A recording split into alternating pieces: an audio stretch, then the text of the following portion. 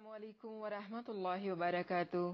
وَلَقَدْ يَسَّرْنَا الْقُرْآنَ لِلذِّكْرِ فَهَلْ مِن مُّدَّكِرٍ، اور ہم نے اس قرآن کو نصیحت کے لیے آسان ذریعہ بنا دیا ہے، پھر کیا ہے کوئی نصیحت حاصل کرنے والا؟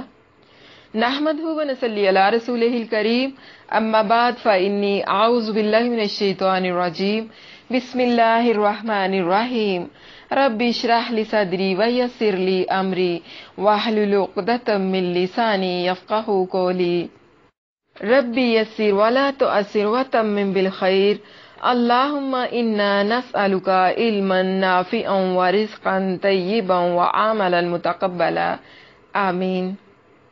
تفسیر سورۃ اعراف، آیت نمبر 85 to 102، 85 سے 102، سبق نمبر 5، پارہ نمبر 8۔ لفظی ترجمہ، بسم اللہ الرحمن الرحیم۔ وَإِلَىٰ، اور طرف، مدینہ، مدین کی، اخاہم، ان کے بھائی، شعیباً، شعیب کو بھیجا، قالا، اس نے کہا، یا قومی، اے میری قوم، اعبدوا اللہ، اللہ کی عبادت کرو، ما لکم، نہیں ہے تمہارے لیے، من الہ، کوئی معبود، غیرہ، اس کے سوا، قد یقیناً جاءتکم، آ گئی تمہارے پاس، بینۃ، ایک واضح دلیل، من ربکم، تمہارے رب کی طرف سے، فاوفوا، پس پورا کرو، الکیل، ماپ، والمیزان، اور تول، ولا، اور نہ، تبخسوا، تم کم دو، الناس، لوگوں کو، اشیاءہم، ان کی چیزیں، ولا، اور نہ، تفسدوا، فساد پھیلاؤ، فی الارض، زمین میں، بعد اصلاحہا، اس کی اصلاح کے بعد، ذالکم، یہ، خیرن، بہتر ہے، لکم، تمہارے لیے، ان کنتم، اگر ہو تم، مؤمنین، ایمان والے، ولا تقعدوا، اور تم مت بیٹھو، بکل صراط، ہر راستے پر کے، توعدون، تم دھمکاتے ہو، وتصدون، اور روکتے ہو، عن سبیل اللہ، اللہ کے راستے سے، من، ہر اس شخص کو جو آمنا، ایمان لائے، بھی، اس پر، وتبغونہا، اور تم تلاش کرتے ہو اس میں، ایواجا، کوئی کجی، واذکروا، اور یاد کرو، اذ کنتم، جب تم تھے، قلیلاً، بہت تھوڑے، فکثرکم، پس اس نے تمہیں زیادہ کر دیا، وانظروا، اور دیکھو، کیفا، کیسا، کانا، ہوا، عاقبۃ، انجام، المفسدین، فساد کرنے والوں کا، وَإِنْ کانا، اور اگر ہیں، طائفتٌ، کچھ لوگ، منکم، تم میں سے، یا کوئی جماعت، یا کوئی گروہ، تم میں سے، آمنو، ایمان لے آئے، بالذی، اس پر کہ، ارسلت، مجھے بھیجا گیا، بھی، اس کے ساتھ، وطائفتٌ، اور کچھ لوگ، لم یؤمنوا، ایمان نہیں لائے، فاصبروا، تو صبر کرو، حتیٰ، یہاں تک کہ، یحکم، فیصلہ کر دے، اللہ، بیننا، ہمارے درمیان، وہو، اور وہ، خیر الحاکمین، سب فیصلہ کرنے والوں سے بہتر ہے۔ اب یہاں اس آیت سے پارہ نمبر 9 شروع ہو گیا ہے۔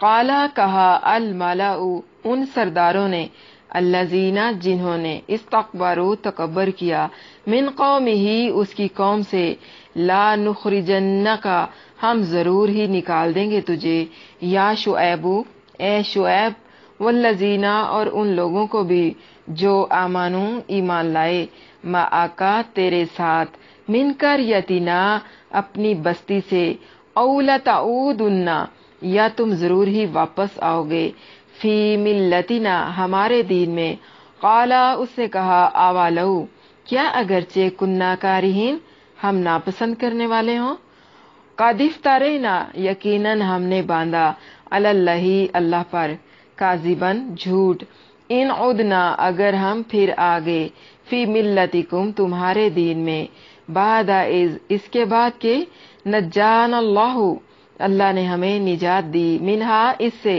وما یکون، اور نہیں ممکن، لنا، ہمارے لیے، ان نعود، کہ ہم پھر آ جائیں، فیہا، اس میں، الا، مگر، ان یہ کہ یشا اللہ اللہ چاہے، ربنا جو ہمارا رب ہے، وسیع احاطہ کر رکھا ہے، ربنا ہمارے رب نے، کل شیء ہر چیز کا، علم سے، اللہ اللہ ہی پر، توکلنا ہم نے توکل کیا یا ہم نے بھروسہ کیا، ربنا اے ہمارے رب، افتح فیصلہ کر دے، بیننا ہمارے درمیان، و بین قومنا اور ہماری قوم کے درمیان، بالحق کی حق کے ساتھ، و انتا اور تو، خیر الفاتحین سب فیصلہ کرنے والوں سے بہتر ہے، وقالا اور کہا، الملأ ان سرداروں نے، الذین جنہوں نے، کفروا کفر کیا تھا، من قومہ اس کی قوم میں سے، لئن اتبعتم بلا شبہ اگر تم پیچھے چلے یا اگر تم نے پیروی کی، شعیب کی، انکم یقیناً تم، اذ اللہ خاسرون اس وقت ضرور خسارہ اٹھانے والے ہو، فاخذتہم الرجفۃ پھر انہیں پکڑ لیا، رجفۃ زلزلے نے، فاصبحوا تو انہوں نے صبح کی، فی دارہم اپنے گھر میں، جاثمین اس حال میں کہ گرے پڑے تھے، الذین وہ لوگ جنہوں نے، کذبوا جھٹلایا، شعیب کو، کانا گویا کہ وہ، لم یغنوا نہیں بسے تھے کبھی، فیہا اس میں، الذین وہ لوگ جنہوں نے، کذبوا جھٹلایا، شعیب کو، کانو تھے، ہم الخاسرین وہی خسارہ اٹھانے والے، فتولا پھر وہ واپس لوٹا، عنہم ان سے، وقالا اور اس نے کہا، یا قومی اے میری قوم، لقد بلا شبہ یقیناً، ابلغتکم میں نے تمہیں پہنچا دیے، رسالتی ربی اپنے رب کے پیغامات، ونصحت لکم اور میں نے تمہاری خیر خواہی کی، فکیفا تو کیسے، آسا میں غم کروں، علی اوپر، قوم کافرین کافر لوگوں پر، یا نہ ماننے والوں پر، یا کفر کرنے والوں پر، یا انکار کرنے والوں پر، وما ارسلنا اور نہیں بھیجا ہم نے، فی قریۃ کسی بستی میں، من نبی کوئی نبی، الا مگر اخذنا ہم نے پکڑا، اہلہا اس کے رہنے والوں کو، بالباساء تنگی کے ساتھ، والضراء اور تکلیف کے ساتھ، لعلہم تاکہ وہ، یضرعون عاجزی کریں، ثم پھر بدلنا ہم نے بدل کر دی،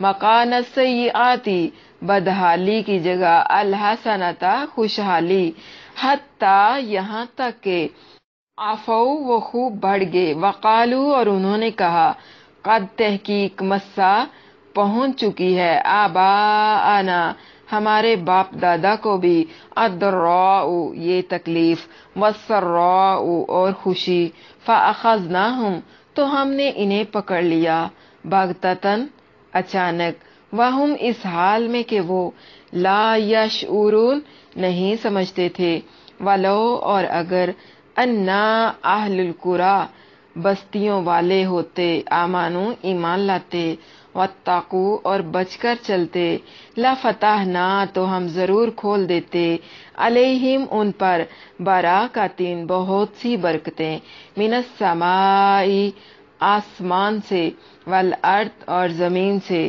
ولیکن اور لیکن، کذبوا انہوں نے جھٹلا دیا، فاخذناہم تو ہم نے انہیں پکڑ لیا، بما اس کی وجہ سے جو، کانو تھے وہ، یکسبون کمایا کرتے، افا امینا تو کیا بے خوف ہو گئے، اہل القری بستیوں والے، ان یاتیہم کہ ان پر آ جائے، باسنا ہمارا عذاب، بیاتن راتوں رات، وہم اور وہ، نائمون سوئے ہوئے ہوں، اوا آمینہ اور کیا بے خوف ہو گئے، اہل القری بستیوں والے، ان یاتیہم کہ ان پر آ جائے، باسنا ہمارا عذاب، ضحی دن چڑھے، وہم اور وہ، یلعبون کھیل رہے ہوں، افا آمینو تو کیا وہ بے خوف ہو گئے، مکر اللہ اللہ کی خفیہ تدبیر سے، فلا یامنو تو نہیں بے خوف ہوتے، مکر اللہ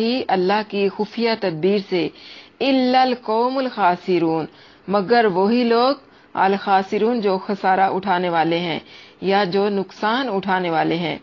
اولم یہدی اور کیا نہیں رہنمائی کی، للذین ان لوگوں کی جو یارثونا وارث بنتے ہیں، الارض زمین کے، من بعد اہلھا اس کے رہنے والوں کی ہلاکت کے بعد، ان لو نشاء اس بات نے کہ اگر ہم چاہیں، آصبنہم تو انہیں سزا دیں، بذنوبہم ان کے گناہوں کی وجہ سے، ونتبع اور ہم مہر کر دیتے ہیں، علی قلوبہم ان کے دلوں پر، فہم تو وہ لا یسمعون نہیں سنتے۔ تلک القری یہی بستیاں ہیں، نقصو ہم بیان کرتے ہیں، علیکا تجھ سے، من انبائہا ان کی کچھ خبریں، وَلَقَدْ اور بلا شبہ یقیناً، جاءتہم ان کے پاس آئے، رسلہم ان کے رسول، بالبینات واضح دلیلوں کے ساتھ، فما کانوا تو نہیں تھے وہ ایسے، لیؤمنوا کہ ایمان لاتے، بما کذبوا اس پر جسے وہ جھٹلا چکے تھے، من قبل اس سے پہلے، کذالک اسی طرح، یطبع اللہ مہر کر دیتا ہے اللہ، علی اوپر، قلوبی دلوں کے، الکافرین کافروں کے، علی قلوب الکافرین کافروں کے دلوں پر، وما وجدنا اور ہم نے نہیں پایا، لأکثرہم ان کے اکثر کا، من عہد کوئی بھی زمانہ یا کوئی بھی عہد، وَإِنْ اور بے شک، وجدنا ہم نے پایا، اکثرہم ان کے اکثر کو، لفاسقین فاسق ہی۔ وَإِلَىٰ مَدْيَنَ أَخَاهُمْ شُعَيْبًا قَالَ يَا قَوْمِ اعْبُدُوا اللَّهَ مَا لَكُم مِّنْ إِلَٰهٍ غَيْرُهُ قَدْ جَاءَتْكُم بَيِّنَةٌ مِّن رَّبِّكُمْ فَأَوْفُوا الْكَيْلَ وَالْمِيزَانَ وَلَا تَبْخَسُوا النَّاسَ أَشْيَاءَهُمْ وَلَا تُفْسِدُوا فِي الْأَرْضِ بَعْدَ إِصْلَاحِهَا ذَٰلِكُمْ خَيْرٌ لَّكُمْ إِن كُنتُم مُّؤْمِنِينَ۔ اور مدین کی طرف ان کے بھائی شعیب کو بھیجا، اور اس نے کہا، اے میری قوم، اللہ کی عبادت کرو، اس کے سوا تمہارا کوئی معبود نہیں، بے شک تمہارے پاس رب کی طرف سے ایک واضح دلیل آ چکی، پس ماپ اور تول پورا کرو، اور لوگوں کو ان کی چیزیں کم نہ دو، اور زمین میں اس کی اصلاح کے بعد فساد نہ پھیلاؤ، یہ تمہارے لیے بہتر ہے اگر تم مومن ہو۔ اس سے پہلے کہ ہم تفسیر کی طرف آئیں، آپ کو کچھ تھوڑی سی وضاحت کر دوں کہ جیسے میں نے پیچھے بھی وضاحت کی ہے لفظی ترجمے کے اندر بھی، کہ کچھ آیات 8ویں پارے کی ہیں اور کچھ آیات 9ویں پارے کی ہیں، یعنی آج الحمدللہ ہم 9واں پارہ بھی شروع کر لیں گے۔ آج کے سبق میں انسان کو پیش آنے والی مشکلات اور آزمائشوں کے بارے میں اور ان کی وجوہات کے بارے میں ہم پڑھیں گے، یعنی ہم پر مشکلات کیوں آتی ہیں، کیا اس میں کوئی خیر ہے، اور تیسری بات یہ کہ مشکل وقت میں مومن کا جو رویہ ہے، مومن کا بیہیویئر کیسا ہونا چاہیے۔ پھر یہ کہ جب اللہ تعالیٰ اپنا پیغمبر بھیج کر اپنی حجت تمام کر دیتا ہے تو پھر کافر اور سرکش لوگوں کا کیا حال ہوتا ہے، کیا اللہ کی نعمتیں انعام ہی ہوتی ہیں، اور یہ بھی کہ نعمتیں بھی اللہ کی پکڑ کا ذریعہ بن سکتی ہیں، اور یہ بھی کہ جب متکبر لوگ حق کو قبول نہیں کرتے، حق کا انکار کرتے ہیں، اپنے رسولوں کی قدر نہیں کرتے، ان کی نافرمانی کرتے ہیں، تو پھر اللہ تعالیٰ کس طرح ان پر عذاب نازل کرتا ہے، اور پھر رزق کیسے ملتا ہے، اللہ تعالیٰ کی بات مان کر کس طرح اللہ تعالیٰ رزق میں اضافہ کرتے ہیں۔ یعنی یہ جو ہمارا آج کا سبق ہے نا، یہ سوچ اور تدبر والا ہے۔ وَإِلَىٰ مَدْيَنَ أَخَاهُمْ شُعَيْبًا، مدین کا علاقہ حجاز کے شمال مغرب اور فلسطین کے جنوب میں بحیرہ احمر اور خلیج عقبہ کے کنارے پر واقع تھا، اور آج بھی اس علاقے میں ایک جگہ اسی نام سے مشہور ہے۔ حضرت شعیب علیہ السلام کا نسب نامہ امام نووی رحمہ اللہ نے یوں بیان کیا ہے، شعیب بن میکائیل بن یشجر بن مدین بن ابراہیم، مگر اس کے صحیح ہونے کی کوئی دلیل نہیں ہے۔ شعیب علیہ السلام کو اہل مدین کا بھائی قرار دیا کیونکہ وہ اس قوم سے تھے اور ان کا قبیلہ بہت ہی زبردست تھا، جس کی وجہ سے ان کے کفار آپ کو نقصان پہنچانے سے ڈرتے تھے، اس لیے انہوں نے کہا تھا، سورۃ ہود کی آیت نمبر 91 ہے، وَلَوْلَا رَحْتُكَ لَرَجَمْنَاكَ، اور اگر تیری برادری نہ ہوتی تو ہم ضرور تمہیں سنگسار کر دیتے۔ شعیب علیہ السلام کو ہی اصحاب ایکا کی طرف بھیجا گیا، مگر وہاں انہیں ان کا بھائی نہیں کہا گیا۔ فرمایا کذب اصحاب الایکۃ المرسلین اذ قال لهم شعیب الا تتقون، یعنی یہ سورۃ شعراء میں فرمانے باری تعالیٰ ہے، ایکا والوں نے رسولوں کو جھٹلایا جب ان سے شعیب علیہ السلام نے کہا کیا تم ڈرتے نہیں ہو۔ اب بعض لوگوں کا کہنا ہے کہ یہ دونوں ایک ہی قوم کے نام ہیں اور ان پر دو قسم کے عذاب آئے، ایک عذاب یوم الذلاتی یعنی جس کا ذکر سورۃ شعراء میں آنے والا ہے، اور ایک رجفتو سورۃ اعراف کی آیت نمبر 91۔ اور بعض کا کہنا ہے کہ یہ دو الگ الگ قومیں تھی، اصحاب مدین پر رجفتن یعنی زلزلے کا عذاب آیا اور اصحاب ایکا پر یوم الذلتی کا عذاب آیا، واللہ عالم۔ قوم سمود کی طرف اونٹنی بھیجی گئی تھی، اس قوم کے پاس کھلی دلیل کیا آئی؟ جب پوری قوم برائی میں مصروف ہو اور ایک بندہ اللہ کے رنگ میں نظر آئے، ایک بندہ ہدایت پر ہو، تو یہ بذات خود ایک بہت بڑی دلیل ہے، یعنی کہ رسول کی ذات ہے۔ آج کے دور میں بھی ہر وہ انسان جو صبغت اللہ کے رنگ میں نظر آئے، جن سے دور صحابیت کی یاد تازہ ہو، جو اللہ کے نبی صلی اللہ علیہ وسلم کے اسوہ حسنہ پر ہو، وہ بینۃ ہے۔ بینۃ وہ صحیفے بھی تھے جو شعیب علیہ السلام کو اللہ تعالیٰ کی طرف سے عطا ہوئے۔ یہ اللہ کی رحمت ہے کہ ہدایت کا انتظام کرتا ہے۔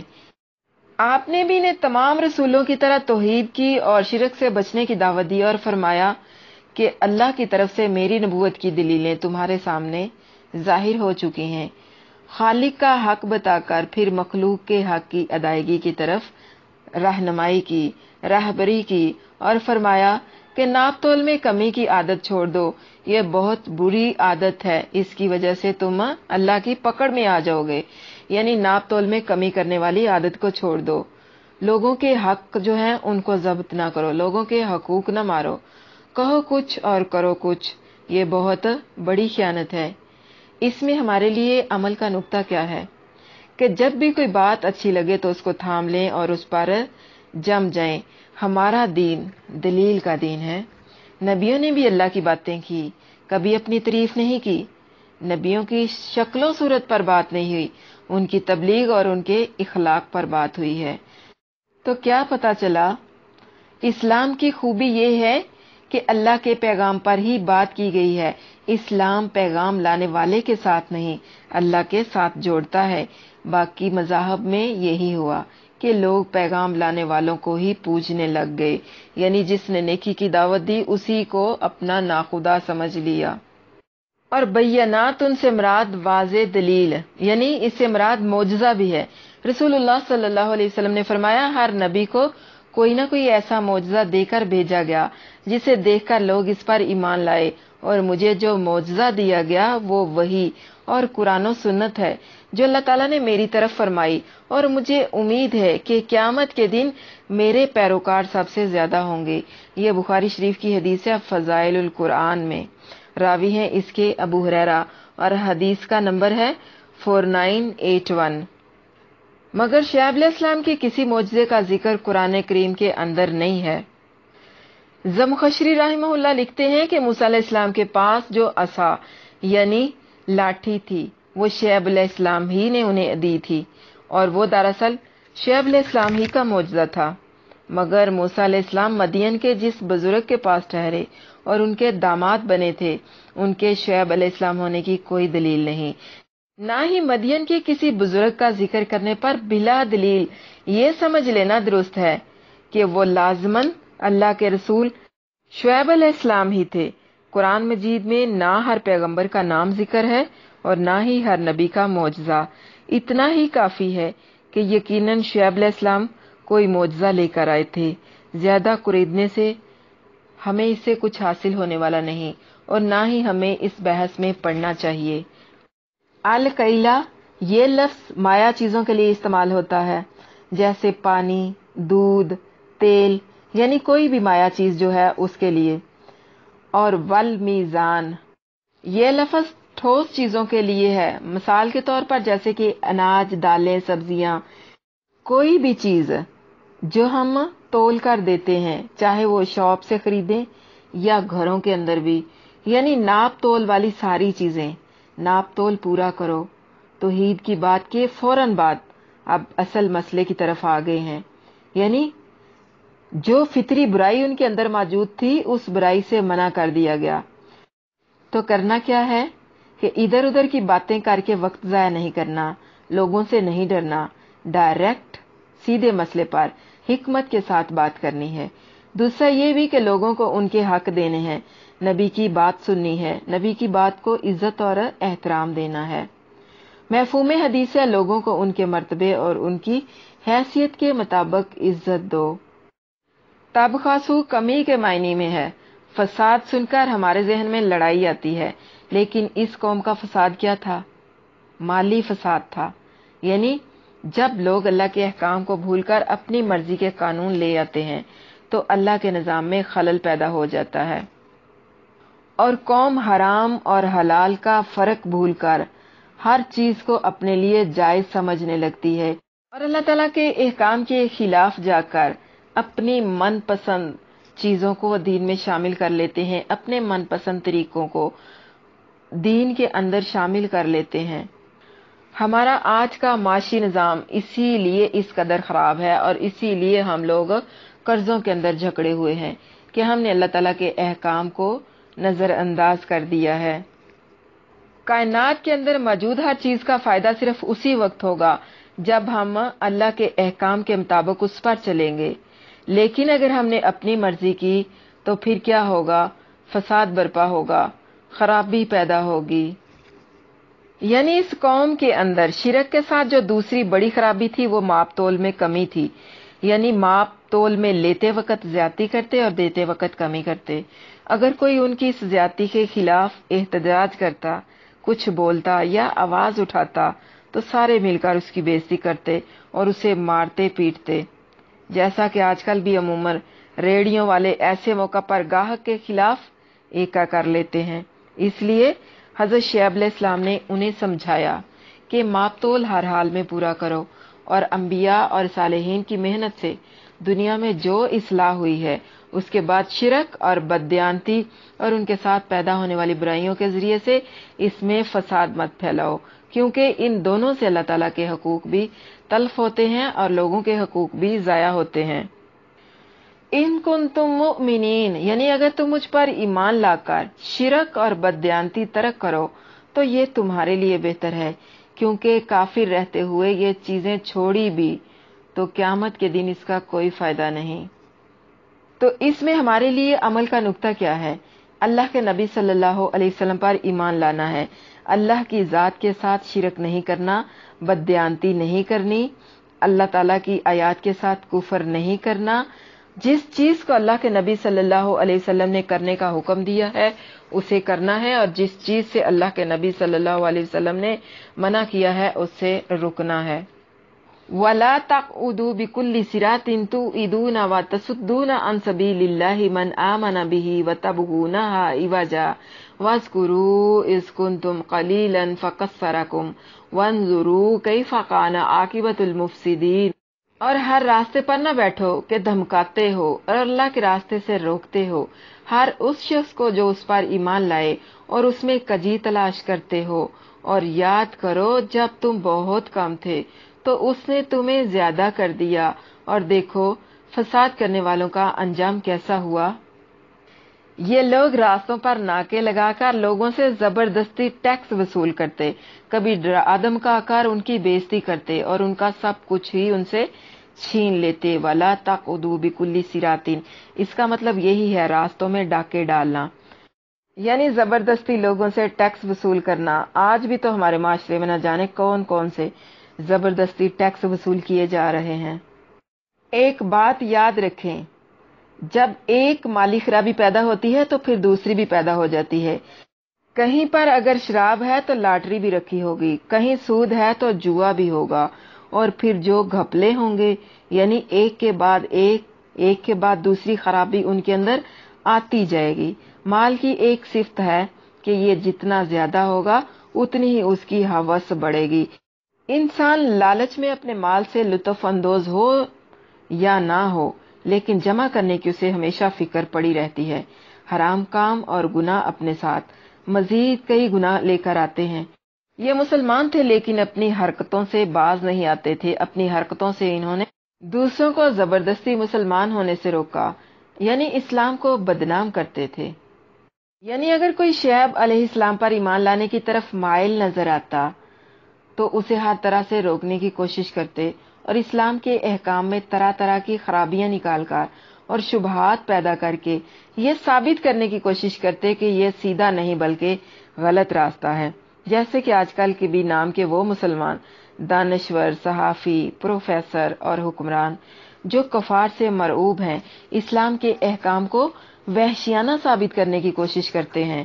حضرت شعیب علیہ السلام نے انہیں ان کی برائیوں سے روکا اور اللہ تعالیٰ کا احسان یاد دلایا کہ اس سے تمہاری تھوڑی سی نسل کو کس قدر بڑھایا اور انہیں مفسدین کے انجام بعد سے عبرت حاصل کرنے کی تلقین بھی فرمائی۔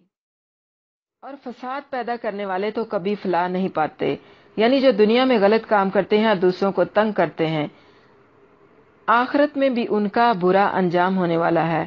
یعنی کہ یہاں پر انہیں دھوکے اور فراڈ سے منع کیا گیا ہے کہ اپنے آپ کو منظم کرو اور اسلام کو بدنام نہ کرو۔ نبی کی بہترین اور واضح ہدایت پر انہوں نے کیا کیا؟ فساد برپا کر دیا۔ وَإِنْ كَانَ طَائِفَةٌ مِّنْكُمْ آمَنُوا بِالَّذِي أُرْسِلْتُ بِهِ وَطَائِفَةٌ لَّمْ يُؤْمِنُوا فَاصْبِرُوا حَتَّى يَحْكُمَ اللَّهُ بَيْنَنَا وَهُوَ خَيْرُ الْحَاكِمِينَ۔ اور اگر تم میں سے کچھ لوگ اس پر ایمان لے آئے ہیں جو دے کر مجھے بھیجا گیا ہے اور کچھ لوگ ایمان نہیں لائے تو صبر کرو یہاں تک کہ اللہ ہمارے درمیان فیصلہ کر دے، اور وہ سب فیصلہ کرنے والوں سے بہتر ہے۔ فَاصْبِرُوا حَتَّى يَحْكُمَ اللَّهُ، یہ انہیں کفر پر صبر کا حکم نہیں بلکہ انہیں اللہ کے عذاب سے ڈرایا ہے، جیسے کہ سورۃ توبہ کی آیت نمبر 52 میں فرمان باری تعالیٰ ہے فَتَرَبَّصُوا إِنَّا مَعَكُم مُتَرَبِّصُونَ، سو انتظار کرو، بے شک ہم بھی تمہارے ساتھ انتظار کرنے والے ہیں۔ یعنی نبی کی بے نیازی دیکھیں، کہتے ہیں میں تو اللہ کا پیغام دے رہا ہوں، اگر مان لو گے تو کامیاب ہو جاؤ گے، نہیں مانو گے تو ناکام، مان جاؤ گے تو اللہ کو راضی کر لو گے۔ تو کرنا کیا ہے؟ اللہ کے پیغام کو عام کرنا ہے، لوگوں کی پرواہ نہیں کرنی۔ یعنی دین کے راستے پر اللہ کے پیغام کو عام کرتے ہوئے لوگوں کی کسی بھی قسم کی تنقید کی پرواہ نہیں کرنی۔ ہر سچی دعوت کے جواب میں دو طرح کے لوگ ہوتے ہیں، ایک وہ جو سن کر کہتے ہیں قالوا سمعنا واطعنا، ہم نے سن لیا اور ہم نے اطاعت کر لی، یعنی ہم نے مان بھی لیا اور اب عمل شروع کرتے ہیں۔ دوسرے وہ لوگ ہیں جو کہتے ہیں سمعنا وعصینا، ہم نے سن لیا ہے لیکن ہم نے ماننا نہیں ہے، ہم عمل نہیں کریں گے۔ یہ حضرت شعیب علیہ السلام کی بات کرتے ہوئے ایسے لگ رہا ہے جیسے ہماری باتیں، ہمارے معاشرے کی باتیں کی جا رہی ہیں، یعنی کہ دھوکے اور فراڈ کرنے والی باتیں، یہ سب ہمارے معاشرے میں بھی تو عام ہیں۔ فَاصْبِرُوا، تم اپنے گناہ پر صبر کرو، ہم تمہارے انجام پر صبر کرتے ہیں۔ کون سا صبر ہے؟ صبر ہر حال میں اچھا نہیں ہوتا، صبر حالات اور موقع کے لحاظ سے رنگ بدلتا ہے۔ اس سبق میں صبر کے اندر دھمکی دی جا رہی ہے کہ جاؤ جو جی چاہتا ہے کرتے پھرو، جاؤ جتنے مرضی غلط کام کر لو اور اس پر جمے رہو، آخر تو پکڑنا ہی ہے، آخر تو تمہارا انجام برا ہونے والا ہے۔ جتنے بھی انبیاء آئے، جتنے بھی رسول آئے، سب نے اللہ کے دین کی دعوت دی، توحید کا پیغام دیا، تو سب سے پہلے جن لوگوں نے ان کی مخالفت کی وہ کون لوگ تھے؟ بستی کے سردار، یعنی بڑے لوگ، امراء کا جو طبقہ ہے، انہیں یہ باتیں بری لگتی۔ تو اسی طرح حضرت شعیب علیہ السلام نے جب اللہ کی توحید کی دعوت دی تو ان کی باتیں سب سے پہلے جن لوگوں کو بری لگی وہ کون تھے؟ قال الملأ الذین استکبروا من قومه لا نخرجنک یا شعیب والذین آمنوا معک من قریتنا او لا تعودن فی ملتنا قال اولو کنا کارہین۔ اس کی قوم میں سے ان سرداروں نے کہا جو بڑے بنے ہوئے تھے، اے شعیب، ہم تجھے اور ان لوگوں کو جو تیرے ہمراہ ایمان لائے ہیں اپنی بستی سے ضرور ہی نکال دیں گے، یا ہر صورت تم ہمارے دین میں واپس آؤ گے۔ اس نے کہا اور کیا اگرچہ ہم ناپسند کرنے والے ہوں۔ یعنی ایک بندہ جو ہے مزدوری کرتا ہے، کماتا ہے اور کھا لیتا ہے، اس کے پاس کچھ ہے ہی نہیں جس کی اسے کوئی غم فکر ہو۔ اس کے برعکس جو مال والے ہوتے ہیں، بڑے بڑے امیر، بڑے بڑے دھوکہ اور فراڈ کرنے والے، دولت اور پیسہ اکٹھا کرنے والے، سود خور اور حرام کام کرنے والے، ان کو تو اللہ تعالیٰ کا یہ حکم پسند نہیں آتا۔ اسی طرح آج کے معاشرے میں بھی یہ سودی کمپنیاں اسلام کے احکام سننا ہی نہیں چاہتی، اپنی منمانیاں کرنا چاہتی ہیں اور پھر خود ہی چور راستے نکال لیتے ہیں حرام مال کمانے کے لیے۔ وہ کہتے ہیں کہ تم اور جو تمہارے ساتھ چند گنے چنے سے لوگ ایمان لے آئے ہیں نا، ہم تم سب کو اپنے شہر سے نکال دیں گے، یا پھر تمہیں واپس اپنے مذہب میں یعنی ہمارے مذہب میں لوٹنا ہوگا، یعنی واپس تم ہمارے ہی طریقوں پر آ جاؤ، ہماری ہاں میں ہاں ملاؤ، یعنی ہم کہیں دن تو تم کہو دن، ہم کہیں رات تو تم کہو رات، ہم غلط کو کہیں صحیح تو تم بھی غلط کو کہو صحیح، یعنی ہماری بات مانو، ہمارے ساتھ سمجھوتا کرو، یعنی کمپرومائز کر لو۔ جیسے کہ ہمارے معاشرے میں آج بھی کچھ لوگ ایسے ہیں جو کہتے ہیں مکمکا کر لو، کمپرومائز کر لو، کچھ لے دے کے معاملے کو نپٹا دو، کچھ لے دے کے اس بات کو ثابت کر دو کہ سود پر گھر لینا جائز ہے، سود پر گاڑی لینی جائز ہے، سود پر رقم لینا جائز ہے۔ قد افترینا علی اللہ کذبا ان عدنا فی ملتکم بعد اذ نجانا اللہ منها وما یکون لنا ان نعود فیہا الا ان یشاء اللہ ربنا وسع ربنا کل شیء علما علی اللہ توکلنا ربنا افتح بیننا وبین قومنا بالحق وانت خیر الفاتحین۔ یقیناً ہم نے اللہ پر جھوٹ باندھا اگر ہم تمہاری ملت میں پھر آ جائیں یا تمہارے دین میں پھر لوٹ آئیں، اس کے بعد کہ اللہ نے ہمیں اس سے نجات دی، اور ہمارے لیے ممکن نہیں کہ اس میں پھر آ جائیں مگر یہ کہ اللہ چاہے، جو ہمارا رب ہے۔ ہمارے رب نے ہر چیز کا علم سے احاطہ کر رکھا ہے، ہم نے اللہ ہی پر بھروسہ کیا۔ اے ہمارے رب، ہمارے درمیان اور ہماری قوم کے درمیان حق کے ساتھ فیصلہ کر دے، اور تو سب فیصلہ کرنے والوں سے بہتر ہے۔ حضرت شعیب علیہ السلام عرب تھے اور عربوں میں شروع ہی سے جھوٹ سے شدید نفرت رہی ہے۔ قد افترینا علی اللہ کذبا، یعنی یہ ایک دوسرے طریقے سے جواب ہے۔ تو کیا پتا چلا کہ اللہ تعالیٰ نے اپنا وہ نبی جو تمام دنیا کی طرف اور قیامت تک کے لیے بھیجا، کن لوگوں میں بھیجا تھا؟ عربوں میں۔ اسی لیے عربوں میں بھیجا کہ عرب لوگ جو تھے ان کے اندر بہت ساری برائیاں تھی، یعنی تمام برائیوں کے باوجود ان کے اندر کچھ ایسے اوصاف یعنی کہ کچھ ایسی عادات تھی جو دوسری قوموں میں نہیں تھی۔ مطلب عرب جو تھے وہ جھوٹ سے شدید نفرت کرتے تھے اور سچائی سے بہت محبت کرتے تھے۔ اسی لیے ابو سفیان نے، جو ابھی مسلمان نہیں تھے، وہ اسلام نہیں تھے لائے، انہوں نے ہرقل کے دربار میں جھوٹ نہیں تھا بولا۔ اگر چاہتے تو جھوٹ بول سکتے تھے، انہیں موقع ملا تھا، لیکن انہوں نے جھوٹ نہیں بولا بلکہ پوری سچائی کے ساتھ اللہ کے نبی صلی اللہ علیہ وسلم کی تعریف کی، اور جھوٹ بولنے کی بجائے آپ نے سچائی کا دامن پکڑا کہ کوئی مکہ میں جا کر یہ نہ کہہ دے کہ ہمارے سردار نے جھوٹ بولا ہے۔ اس لیے حضرت شعیب علیہ السلام نے فرمایا، اللہ تعالیٰ نے جب ہمیں تمہارے دین سے بچا کر توحید کا اعلان کرنے کی توفیق بخشی ہے، ہمت دی ہے، ہماری رہنمائی کی ہے اور ہمیں دین حق کے راستے پر چلایا ہے، تو پھر اب ہم تمہارا دین اختیار کیسے کر لیں؟ اس کا مطلب تو یہی ہوگا کہ ہم اللہ پر جھوٹ باندھ لیں، یعنی اللہ کے ایک سچے، صاف اور ستھرے دین کو چھوڑ کر اگر ہم پلٹ کر پھر تمہارے دین پر آ جائیں تو اس کا تو صاف صاف مطلب پھر یہی ہوگا کہ ہم اللہ پر جھوٹ باندھ رہے ہیں۔ جھوٹ ہی ہو جاتا ہے نا، ایک صحیح اور سچی چیز کے مقابلے میں ایک غلط اور ایک ناقص اور جھوٹی چیز کا انتخاب کر کے ہم کہیں کہ یہ چیز اچھی ہے اور دوسری چیز جو سچی ہے وہ غلط ہے، تو یہ ایک بہت بڑا جھوٹ اور بہتان ہوگا۔ تو یہی حضرت شعیب علیہ السلام نے اپنی قوم سے کہا کہ اگر ہم ایسا کرتے ہیں کہ پلٹ کر تمہارے دین میں پھر سے آ جاتے ہیں، پھر تو یہ ہوگا کہ ہم نے اللہ پر بہت بڑا جھوٹ باندھ لیا۔ اور یہ بھی کہ ایسا کیسے ہو سکتا ہے کہ ہم اللہ تعالیٰ پر جھوٹ باندھیں؟ کیسے ہو سکتا ہے کہ ہم پھر پلٹ کر تمہارے دین میں آ جائیں جبکہ اللہ تعالیٰ نے ہمیں ہدایت کی توفیق بخشی ہے؟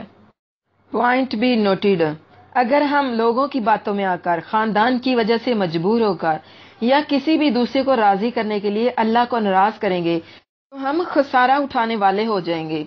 اللہ کا شکر ہے الحمدللہ کہ اللہ تعالیٰ نے ہمیں ہدایت عطا فرمائی۔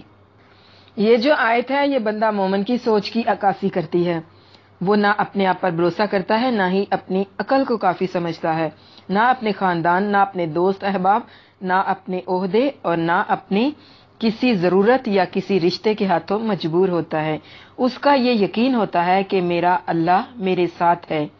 سچا جو ایمان ہوتا ہے وہ ہمیشہ انسان کے اندر جرأت پیدا کرتا ہے۔ سچائی انسان کے اندر قوت اور جرأت پیدا کرتی ہے، اور جھوٹ ہمیشہ انسان کو پست اور بزدل بناتا ہے۔ ہماری عقل ہمیں گمراہ کر سکتی ہے، ہمارے اعضاء ہمیں دھوکہ دے سکتے ہیں، ہمارے دوست احباب ہمیں دھوکہ دے سکتے ہیں، لیکن اللہ کی ذات ہمیں دھوکہ نہیں دے سکتی۔ جس اللہ نے ہمارے لیے ہدایت کا انتظام کر دیا ہے، پھر کیسے ہو سکتا ہے کہ ہم اس اللہ کے دین کو چھوڑ کر پھر تمہارے دین میں لوٹ آئیں؟ وَمَا يَكُونُ لَنَا أَن نَعُودَ فِيهَا، یعنی ہمارے لیے یہ لائق ہی نہیں ہے کہ ہم اس دین کو چھوڑ کر، یعنی خالص دین کو چھوڑ کر پھر تمہارے دین میں لوٹ آئیں۔ یعنی ہمارے لیے تمہارے دین کو اختیار کرنا اب پاسبل نہیں ہے، مگر یہ کہ اللہ تعالیٰ چاہے، اس لیے کہ اللہ جو چاہتا ہے وہ کر سکتا ہے۔ اس لیے اب ہم جو یہ دعویٰ کر رہے ہیں کہ تمہارا دین اختیار نہیں کریں گے، وہ بھی اپنے بل بوتے پر نہیں بلکہ صرف اللہ کی دی ہوئی توفیق پر کر رہے ہیں، کیونکہ ارادہ خواہ جتنا بھی نیک کیوں نہ ہو، اس کا پورا ہونا اللہ تعالیٰ کی معیشت پر ہی ہے۔ اگر اللہ چاہے، ہم ہر روز اپنی لائف میں کتنے منصوبے بناتے ہیں۔ رات ہوتی ہے تو ہم کہتے ہیں صبح ہم نے یہ کام کرنا ہے، یہ کام کرنا ہے، یہاں جانا ہے، فلاں کام کرنا ہے، لیکن ہوتا کیا ہے؟ کبھی کبھی ہم کوئی ایک کام بھی نہیں کر پاتے۔ کیوں؟ ایسا اس لیے ہوتا ہے کہ اللہ کی رضا، اللہ کی معیشت اس میں شامل نہیں ہوتی۔ تو کسی بھی کام کے اختیار کرنے میں اللہ کی مشیت جو ہے وہ لازم ہوتی ہے۔ وہ کیا ہے نا کہ تم چاہ بھی نہیں سکتے اگر اللہ نہ چاہے، یعنی ہم اپنی چاہت سے کچھ نہیں کر سکتے اگر اللہ تعالیٰ ہمیں توفیق نہ دے۔ اس لیے ہمیں یہ نہیں سمجھنا چاہیے کہ ہمارا اپنے آپ پر ہماری عقل کی وجہ سے کچھ اختیار ہے، یا ہم اپنی عقل کی بنا پر ہدایت کے راستے پر ہیں، بلکہ یہ سمجھنا ہے کہ یہ سب اللہ تعالیٰ کی مشیت، اللہ تعالیٰ کی توفیق کی بنا پر ہے کہ اللہ تعالیٰ نے ہمیں ہدایت کے راستے پر چلا دیا۔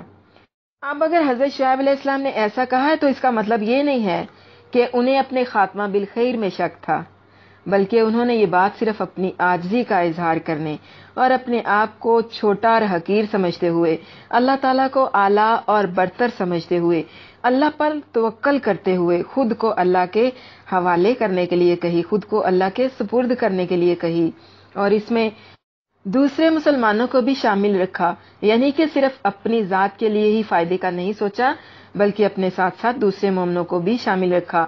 تو اس میں ہمارے لیے عمل کا نقطہ کیا ہے کہ ہم نے اپنے ساتھ ساتھ دوسروں کی بھی اصلاح کی فکر کرنی ہے۔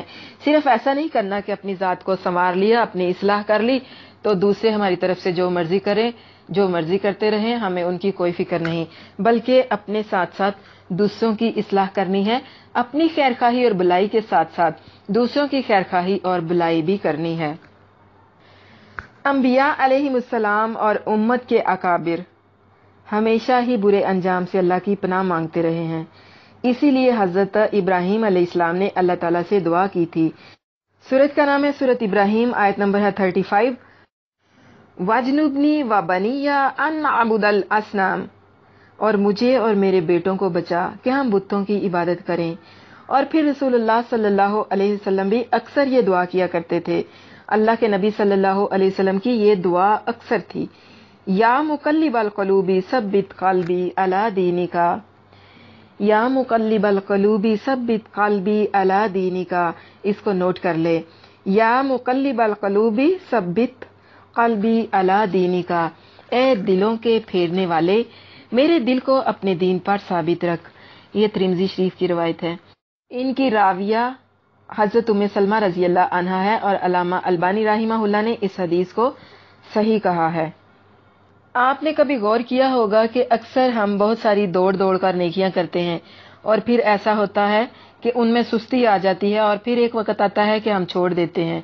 یعنی بہت سارے کام ہم کرنا شروع کرتے ہیں لیکن پھر چھوڑ دیتے ہیں. مثال کے طور پر ایک انسان نماز پڑھنا شروع کرتا ہے اور وہ 5 نمازیں اور پھر تہجد بھی شروع کر لیتا ہے اور پھر وہ اس کے ساتھ ساتھ اشراق بھی شروع کر لیتا ہے. اور ہوتا کیا ہے کہ چند دن وہ بڑے ذوق و شوق سے اس پر عمل کرتا ہے اور پھر اس میں کمی اور سستی آنا شروع ہو جاتی ہے اور اس کے بعد وہ ان کو پڑھنا چھوڑ دیتا ہے. تو اللہ تعالیٰ کو مستقل عمل پسند ہے، بے شک تھوڑا ہو لیکن اس پر ہمیشگی اختیار کرنی ہے. جیسے کہ جب رمضان آتا ہے تو لوگ نیکیوں میں دوڑ لگاتے ہیں، ایک دوسرے سے آگے نکلنے کی کوشش کرتے ہیں، ہر وقت یعنی ان کا دل نمازوں اور نماز روزے اور عبادات میں لٹکا رہتا ہے، نیکیوں میں اٹکا رہتا ہے اور مسجدیں بھری ہوئی ہوتی ہیں نمازیوں سے. جیسے ہی رمضان ختم ہوتا ہے ویسے ہی مسجدیں خالی ہو جاتی ہیں، ویسے ہی لوگ اپنے پرانے طریقوں پر لوٹ آتے ہیں. ایک گروہ اللہ کا کام، اللہ کے دین کا کام کرتا رہے گا. اللہ کرواتا ہے، خود سے نہیں کر سکتے. یعنی ایک گروہ، ایک جماعت ایسی ہوگی جو ہمیشہ امر بالمعروف اور نہی عن المنکر کے فریضے پر عمل کرتی رہے گی. یہ جنت کے درجات اصل میں دنیا کے اعمال کے درجات ہیں. جیسے عمل ویسا درجہ. نیکی شروع کریں تو اس پر جم جائیں، استقامت اختیار کریں. سورۃ فاتحہ میں ہم نے اللہ تعالیٰ سے دعا کی تھی، اہدنا الصراط المستقیم. یعنی ہمیں سکھایا جا رہا ہے کہ ہماری زندگی کا مقصد کیا ہے، ایم کیا ہے. لوگ اللہ پر جھوٹ باندھ لیتے ہیں، پتہ نہیں کیسے باندھ لیتے ہیں. اگر آپ نیکی کا کام کرتے تھے یا کرتے ہیں تو نیکی کا راستہ جب بھی چھوڑنے لگے، نیکی کے راستے سے جب بھی ادھر ادھر ہونے کو آپ کا دل چاہے تو فوراً آپ دعا کیا کریں، ربنا لا تزغ قلوبنا بعد اذ ہدیتنا وہب لنا من لدنک رحمۃ وانک انت الوہاب. اور پھر جو ابھی میں نے اس سے پہلے بھی آپ کو ایک دعا بتائی تھی، یا مقلب القلوب ثبت قلبی علی دینک، اے دلوں کے پھیرنے والے میرے دل کو اپنے دین پر ثابت رکھ. اور اس کے ساتھ اللہ کے نبی صلی اللہ علیہ وسلم کی ایک اور بھی بہت پیاری دعا ہے جو صبح شام کے اذکار میں شامل ہے. آپ اس دعا کو اپنی زندگی کا حصہ بنا لیں. یا حی یا قیوم برحمتک استغیث اصلح لی شأنی کلہ ولا تکلنی الی نفسی طرفۃ عین. حاکم نے اس دعا کو جلد نمبر 1 میں روایت کر کے اس کو صحیح کہا ہے اور امام ذہبی رحمہ اللہ نے اس کی موافقت کی ہے. صحیح ترغیب اور ترہیب میں آپ اس کو دیکھ سکتے ہیں، جلد نمبر 1 ہے اور پیج کا نمبر ہے 273. اے زندہ رہنے والے، اے قائم رکھنے والے، میں تیری ہی رحمت سے فریاد کرتا ہوں، میرے تمام کام درست کر دے اور ایک آنکھ جھپکنے کے برابر مجھے میرے نفس کے سپرد نہ کرنا یا مجھے میرے نفس کے حوالے نہ کرنا. ان دعاؤں کو آپ نے نوٹ کرنا ہے. حضرت شعیب علیہ السلام کی دعا جو ہے آپ اس کو بھی نوٹ کر لیں. حضرت شعیب علیہ السلام کی دعا ہے، ربنا افتح بیننا وبین قومنا بالحق وانت خیر الفاتحین. اے ہمارے رب، ہمارے درمیان اور ہماری قوم کے درمیان حق کے ساتھ فیصلہ کر دے اور تو سب فیصلہ کرنے والوں سے بہتر ہے. یعنی کہ تمہارے مجبور کرنے پر ہم اپنے دین کو چھوڑ کر، وہ دین جو حق ہے جس کی اللہ نے ہمیں توفیق دی، ہم تمہارے زبردستی مجبور کرنے پر تمہارا کفریہ دین اختیار نہیں کر سکتے. ہاں بالفرض اگر اللہ تعالیٰ کی معاشیت ہی ہو تو پھر اور بات ہے. اس لیے کثرت سے یہ دعائیں کرتے رہنا چاہیے. اللہ توکلنا، یعنی ہم ایمان پر استقامت کے لیے اپنی قوت پر نہیں بلکہ صرف اللہ پر بھروسہ کرتے ہیں. ربنا افتح بیننا، اللہ تعالیٰ کا فیصلہ تو اپنے ماننے والوں ہی کے حق میں ہوگا. یعنی انکار اور ضد پر اڑے ہوئے ان مشرکین کے مقابلے میں ہماری مدد فرما کر ہمارے حق پر ہونے اور ان کے باطل ہونے کو خوب واضح کر دے. اب یہ نہیں سوچنا کہ حضرت شعیب علیہ السلام نے اپنی قوم کے لیے بد دعا مانگی ہے، بلکہ ہر نبی جس طرح اپنے دل میں اپنی امت کا درد رکھتا ہے اسی طرح حضرت شعیب علیہ السلام کا دل بھی اپنی امت کے درد سے بھرا ہوا تھا، لیکن اپنی قوم کے مشرکانہ رویے سے پریشان تھے. انہیں ہدایت کی طرف دعوت دیتے تھے اور مجبوراً آخر کار انہیں اللہ تعالیٰ سے یہ دعا کرنی پڑی. وَقَالَ الْمَلَأُ الَّذِينَ كَفَرُوا مِنْ قَوْمِهِ لَا إِنِ اتَّبَعْتُمْ شُعَيْبًا إِنَّكُمْ إِذًا لَّخَاسِرُونَ. اور اس کی قوم میں سے ان سرداروں نے کہا، जिन्होंने कुफर किया, बेशक अगर तुम शुएब के पीछे चले तो बेशक तुम उस वक्त जरूर नुकसान उठाने वाले हो। यानी शुएब अलैहिस्सलाम की पैरवी की सूरत में तुम यकीनन नुकसान उठाओगे कि अपने आबाई दीन से भी हाथ धो बैठोगे और जिन नाजायज जरिया से तुम ढेरों ढेर दौलत कमाते हो उनको भी तुम्हें छोड़ना पड़ेगा। इन्नकुम इज़्ज़ल्ला खासिरून, तो फिर उस वक्त तो तुम नुकसान उठाने वाले हो जाओगे। ये बात शुएब अलैहिस्सलाम की कौम के सरदारों तक महदूद नहीं थी, बल्कि हर जमाने में दुनिया परस्तों और पेट परस्तों ने आला इखलाक और दयानत के असूलों की पाबंदी से यही खतरा महसूस किया है और उनका हमेशा यही ख्याल रहा है कि तजारत और दीगर बुनियादी मामलात बददियानती, दगाबाजी, धोखा, फ्रॉड और सूदखोरी के बगैर चल ही नहीं सकते। यानी उनका ख्याल ये है कि जब तक हम सूद नहीं लेंगे हमारे कारोबार में तरक्की नहीं होगी। जब तक हमने सूद नहीं लिया हम आलीशान घर नहीं बना सकेंगे। अगर हमने सूद ना लिया तो हमारी बेटी की शादी नहीं हो सकेगी। अगर हमने सूद ना लिया तो हमारे फंक्शन इतने आलीशान नहीं हो सकेंगे।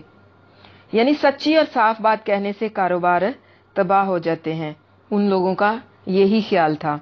वो यही समझते रहे कि अगर हम इन सारी बातों को यानी सच को छोड़कर झूठ की तरफ आ गए तो हमारे जो कारोबार हैं वो सब खत्म हो जाएंगे, तबाह हो जाएंगे और हम नुकसान वालों में शामिल हो जाएंगे। तो इसमें हमारे लिए अमल का नुक्ता क्या है? हज़रत शुएब अलैहिस्सलाम की कौम की तरह झूठ की पैरवी नहीं करनी, सच का साथ देना है। सूद, धोखा, बददियानती, दगाबाजी, फ्रॉड, इस किस्म की तमाम हेरा फेरियों से खुद को पाक करना है, इनसे नफरत करनी है।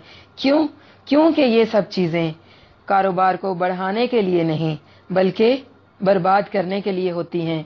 ना सिर्फ कारोबार को बल्कि अमाल को भी, दुनिया और आखिरत को भी। अल्लज़ीना कज़्ज़बू शुअयबन कअल्लम यगनु फीहा अल्लज़ीना कज़्ज़बू शुअयबन कानू हुमुल खासिरीन।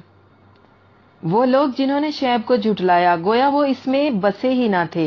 वो लोग जिन्होंने शुएब को झुटलाया वो ही नुकसान उठाने वाले थे।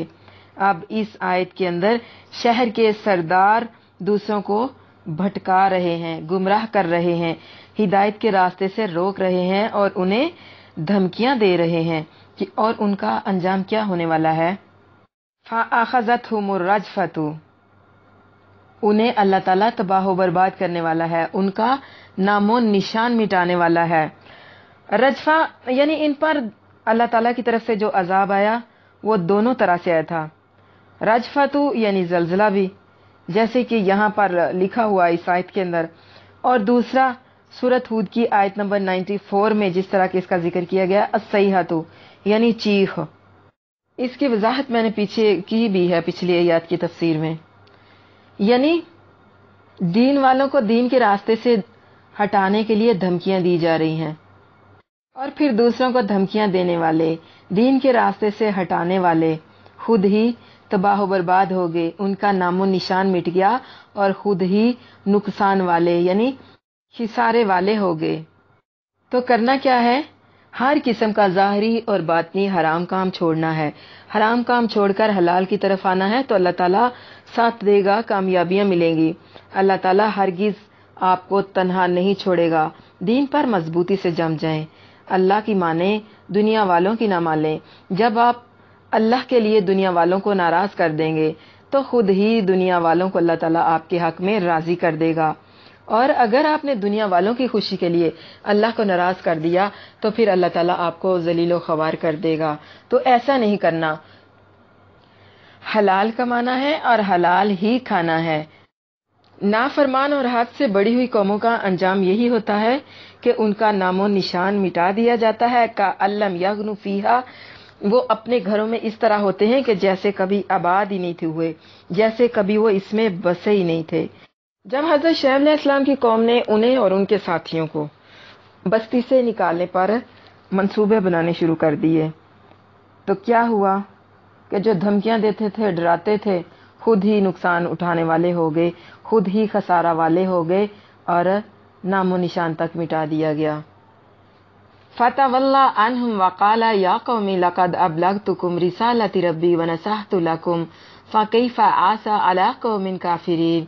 फिर वो इनसे वापस लौटा और उसने कहा, ए मेरी कौम, بلا شبہ یقیناً میں نے تمہیں اپنے رب کے پیغامات پہنچا دیے اور میں نے تمہاری خیر خواہی کی، تو میں نہ ماننے والے لوگوں پر کیسے غم کروں۔ آپ دیکھیے قوم مقابلے پر کھڑی ہے، ایک طرف اللہ کے نبی ہیں اور دوسری طرف نافرمان اور مشرک لوگ۔ ایک وقت آتا ہے کہ جب انسان اولاد سے بھی اسی طرح منہ موڑ لیتا ہے، جس طرح کے انبیاء اپنی قوم سے کس وقت منہ موڑتے ہیں؟ جب وہ ہاتھ سے نکل جاتے ہیں۔ فَكَيْفَ آسَىٰ عَلَىٰ قَوْمٍ كَافِرِينَ، یعنی بے شک تم میرے عزیز ہو، میرے رشتہ دار ہو، مگر جب تم نے اللہ تعالیٰ اور اس کے رسول کے ساتھ کفر کیا تو کافروں کی ہلاکت پر میں کیسے غم کروں۔ ایسے نہیں لگ رہا کہ جیسے حضرت شعیب علیہ السلام کی ایک ایک بات کے اندر انتہائی گہرا دکھ ہے، یعنی کہ اب مجھے تم پر کوئی افسوس نہیں رہا۔ انبیاء کرام کو اپنی امت سے بہت پیار ہوتا ہے، بالکل اسی طرح جس طرح بچے اپنے والدین سے محبت کرتے ہیں، اسی طرح قوم کا نبی اپنی قوم سے محبت کرتا ہے۔ وہ اپنی قوم کے لیے مخلص اور خیر خواہ ہوتا ہے۔ نبی کو پتا تھا کہ جیسے ہی میں اس قوم سے نکلا، اللہ کا ان پر عذاب آ جانا ہے، اللہ کا فیصلہ آ پہنچنا ہے، پر اللہ کا امر ہو کر رہنا تھا۔ وہ اپنے چند نیک ساتھیوں کو اپنے ساتھ لے کر وہاں سے نکل گئے۔ اللہ تعالیٰ اپنے نبیوں کا امتحان لیتا ہے کہ ان کو چھوڑ کر چلے جاؤ، یعنی جو تمہارے عزیز رشتہ دار، دوست، احباب، جنہیں تم دین کی دعوت دیتے ہو، جن سے تم محبت کرتے ہو، توحید کی دعوت دیتے ہو، اور وہ تمہاری دعوت کا انکار کرتے ہیں، اللہ کے ساتھ کفر کرتے ہیں، تو ان کو چھوڑ کر چلے جاؤ، اپنے خاندان اور اپنے بستی والوں کو چھوڑ دو، یعنی ہجرت کر جاؤ۔ اس قوم پر بھی 3 قسم کے عذاب آئے تھے، آسمان سے آگ برسی تھی، اور ایک چنگاڑ آئی تھی، اور تیسرا کلیجے پھٹ گئے، یعنی زمین ہل گئی۔ یہ تینوں عذاب ان پر ایک ساتھ آئے۔ ادھر بادلوں نے شعلہ باری کرنے شروع کی، ادھر آگ برسنے لگی، ادھر سخت کڑاکے کی آواز آئی، ادھر زمین نے زلزلہ برپا کر دیا۔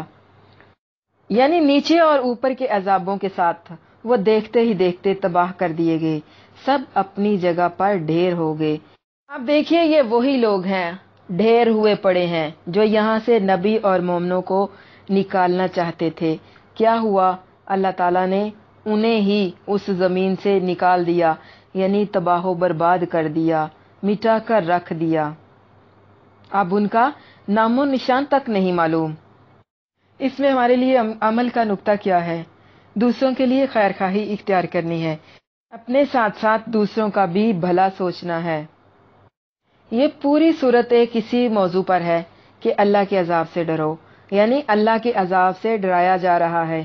محسوس کریں کہ اللہ کے نبی صلی اللہ علیہ وسلم مکہ کی گلیوں میں دین کی دعوت دے رہے ہیں، لوگوں کو اللہ کی طرف بلا رہے ہیں، وہ سن بھی رہے ہیں، وہ دیکھ بھی رہے ہیں، اور وہ اچھی طرح سے سمجھ بھی رہے ہیں، اور ان کی اچھی طرح سے یہ بات سمجھ میں آ رہی ہے۔ لیکن کیا ہے کہ آزمائشیں، عذاب، انعام اور مہلت ہمیں بہت کچھ سکھاتے ہیں۔ پوائنٹ بھی نوٹڈ۔ آزمائشیں، عذاب، انعام اور مہلت ہمیں کیا سکھاتے ہیں؟ وَمَا أَرْسَلْنَا فِي قَرْيَةٍ مِّن نَّبِيٍّ إِلَّا أَخَذْنَا أَهْلَهَا بِالْبَأْسَاءِ وَالضَّرَّاءِ لَعَلَّهُمْ يَضَّرَّعُونَ، اور ہم نے کسی بستی میں کوئی نبی نہیں بھیجا مگر اس کے رہنے والوں کو تنگی اور تکلیف کے ساتھ پکڑا تاکہ وہ گڑ گڑائیں۔ اس سے پہلے بعض انبیاء یعنی حضرت نوح علیہ السلام، حضرت ہود، حضرت صالحہ، حضرت لوط اور حضرت شعیب علیہ السلام، ان کے اپنی قوم کے ساتھ گزرے ہوئے چند واقعات ذکر کرنے کے بعد اب آگے حضرت موسیٰ علیہ السلام کے فرعون اور بنی اسرائیل کے ساتھ پیش آنے والے مفصل واقعات سے پہلے درمیان میں مختصر طور پر تمام انبیاء اور ان کی اقوام کا ذکر فرمایا۔ اس کا مقصد کیا ہے؟ رسول اللہ صلی اللہ علیہ وسلم کو تسلی دینا اور کفار کو خبردار کرنا۔ پوائنٹ بھی نوٹڈ۔ گزشتہ اقوام اور ان کے واقعات کا ذکر کرنا، اس کا مقصد اللہ تعالیٰ کے نبی صلی اللہ علیہ وسلم کو تسلی دینا اور کفار کو ان کے برے انجام سے آگاہ کرنا ہے۔ یہ اللہ کا قانون ہے، یہ اللہ کی پکڑ ہے، یہ اللہ کا طریقہ ہے کہ جب کوئی رسول یا نبی کسی قوم میں آتا تو اللہ ایسی قوم پر سختی کرتا تاکہ وہ اللہ کے آگے جھک جائیں، دین کی طرف آ جائیں۔ اسی لیے دین کی طرف آنے والے لوگوں پر سختی ہوتی ہے تاکہ اللہ ان کی استقامت بھی چیک کرے اور ان کا صبر بھی چیک کرے اور یہ بھی دیکھے کہ ان کے اندر عاجزی پیدا ہوئی ہے یا کہ نہیں، حالانکہ اللہ تعالیٰ تو سب کچھ جانتا ہے۔ اللہ کے نبی صلی اللہ علیہ وسلم نے جب دین کی تبلیغ شروع کی تو مکہ کے ماحول میں کیا تھا؟ کوڑے، چوٹیں، باتیں، تمسخر، اللہ کے نبی صلی اللہ علیہ وسلم پر آوازیں کسی گئی، ہر طرح سے اللہ کے نبی صلی اللہ علیہ وسلم کو ستایا گیا۔ آج کے دور میں بھی جب کوئی دین کا کام کرتا ہے نا تو اسے اسی طرح باتیں سننا پڑتی ہیں۔ مشکل حالات میں صبر کرنا، اللہ تعالیٰ کے سامنے عاجزی کا اظہار کرنا اور صبر اور نماز کے ساتھ اللہ تعالیٰ سے مدد مانگنا، یہ انبیاء کی صفت ہے۔ یاد رکھیں مشکل کے بعد آسانی ہے، ان مع العسر یسرا، مشکلات جتنی زیادہ ہوں گی آسانیاں بھی اتنی ہی زیادہ ملیں گی۔ اگر کسی چیز کے لیے ستائے جا رہے ہو تو یاد رکھو کہ انعام بھی اتنا ہی بڑا ملنے والا ہے۔ بالباسائی والضرائی، باسا سے مراد کیا ہے؟ بالباسائی مالی تنگی یعنی غربت، یہ اللہ کی طرف سے آزمائش ہے۔ مصیبت میں صبر کریں اور عاجزی کا اظہار کریں۔ والضرائی، بعض اوقات دین پر آئیں تو بیماری آ جاتی ہے، مشکلات بہت زیادہ آتی ہیں۔ کیوں؟ کیونکہ اللہ تعالیٰ ہمیں اپنے قریب کرنا چاہتا ہے۔ سونا ہمیشہ بھٹی میں تپ کر کندن بنتا ہے۔ مشکلات جتنی زیادہ آئیں گی، جتنے زیادہ حالات کے ہتھوڑے برسیں گے، اتنی ہی زیادہ تمہارے اندر خوبصورتی اور سنہرا پن آئے گا۔ یعنی جو سونا ہے وہ ایک بد شکل دھات ہے، لیکن جب جب اس کو آگ میں تپایا جاتا ہے اس کے سنہرے پن میں اضافہ ہوتا ہے۔ تو حالات کے جتنے ہتھوڑے پڑے، حالات کی جتنی چوٹیں پڑے، وہ اتنا ہی نکھرتا ہے۔ یعنی ایسی مشکلات کس لیے آتی ہیں؟ ہمیں سکھانے کے لیے، ہمیں سدھارنے کے لیے، ہمیں خالص کرنے کے لیے۔ پوائنٹ بی نوٹڈ، مشکلات ہماری آزمائش کے لیے آتی ہیں تاکہ اللہ تعالیٰ ہمیں اپنے قریب کر لے، ہمارے درجات بلند کرے۔ جس طرح کہ ان دنوں کرونا وائرس کی وبا آئی ہے تو اس وبا کو یہ سمجھ لیں کہ اللہ تعالیٰ آپ کو اپنے لیے لاک ڈاؤن کروانا چاہتا ہے۔ اللہ تعالیٰ آپ کو اس مشکل کے ذریعے اپنے قریب کرنا چاہتا ہے، آپ کو جھنجھوڑنا چاہتا ہے تاکہ آپ اپنی غفلت سے نکل کر اللہ تعالیٰ کی طرف لوٹ آئیں، اللہ تعالیٰ کے قریب ہو جائیں۔ یعنی اس میں ہمارے لیے آزمائشیں ہیں، مصیبت، مثلاً فقر و فاقہ، قحط، اور ذرائع میں جسمانی بیماریاں آ جاتی ہیں، نقصان پہنچانے والی بیماریاں، مصیبتیں، جس طرح کے جنگ وغیرہ بھی ہوتی ہے۔ اس لیے یہ ساری پریشانیاں آتی ہیں، اللہم یضرعون، تاکہ ہم عاجزی اختیار کریں۔ یعنی جب بھی ہم نے کسی بستی کی طرف کوئی نبی بھیجا اور وہ اس پر ایمان نہ لائے تو ہم نے ان کی نصیحت کے لیے بڑے عذاب سے پہلے کم تر عذاب بھیجے۔ کس صورت میں؟ جنگ، تنگ دستی، قحط سالی، بیماری اور دوسری مصیبتوں کی صورت میں۔ مقصد کیا ہے اس کا؟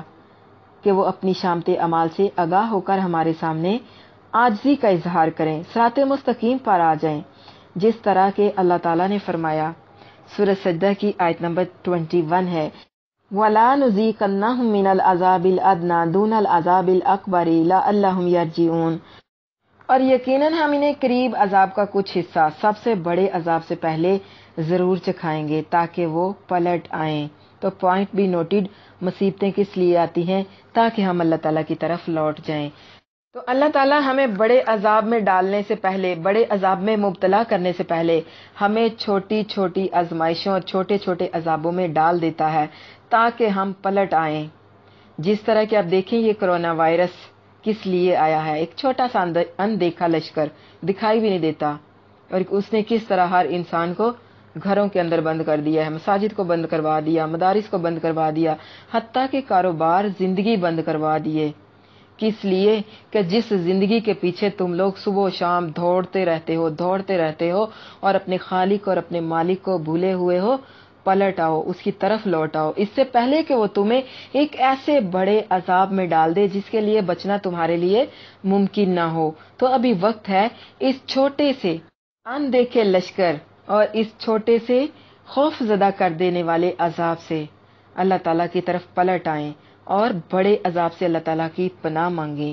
اللہ تعالیٰ سے دعا ہے کہ اللہ تعالیٰ ہمیں اپنے حفظ و ایمان میں رکھے، اس کرونا کی وبا کو اٹھا لے، امت مسلمہ پر آئی اس آزمائش کو ختم کر دے، اور مجھ سمیت تمام امت مسلمہ کے تمام گناہوں کو اللہ تعالیٰ معاف کر دے، اور ہم سب کو اللہ تعالیٰ اپنی طرف رجوع کرنے والا، عاجزی کرنے والا اور اپنے سامنے جھکنے والا بنا دے، اپنے سامنے توبہ کرنے والا بنا دے۔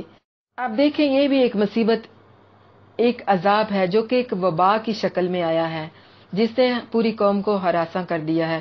بلکہ اس وقت پوری دنیا میں بہت سارے جو ممالک ہیں وہ ایسے ہیں جو اس وبا میں مبتلا ہو چکے ہیں۔